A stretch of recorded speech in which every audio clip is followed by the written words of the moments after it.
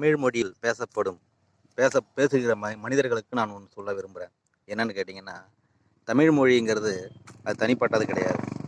தமிழ் என்பது எல்லாருக்குமே பொது. இன்னைக்கு எப்படி ஆங்கிலம் உலகமெங்கும் பொதுவாகிறதோ, அது மாதிரி தமிழும் பொதுவானது. அது எப்படி நீங்கள் சொல்கிறீங்கன்னு கேட்கலாம். அதுக்கு ஆதாரம் இருக்குது. தமிழ் மொழி என்பது பொது. தமிழ் இல்லை என்றால் எந்த மொழியும் ஆங்கிலத்தில் கூட சேராது. இது உண்மை. இன்னைக்கு இருக்கிற அரசியல்வாதிகள் நமக்கு என்ன சொல்ல வராங்கன்னா, நாங்கள் தமிழர்கள், எங்களுக்குன்னு தனி ஒரு இது இருக்குது, அப்படிலாம் கிடையாது. தமிழ் என்பது மையம், உலகத்தின் மையம். அது எல்லா ஜீவராசிகளுக்கும் உண்டான ஒரு மொழி. அதுதான் சரியான ஒரு பொருள்.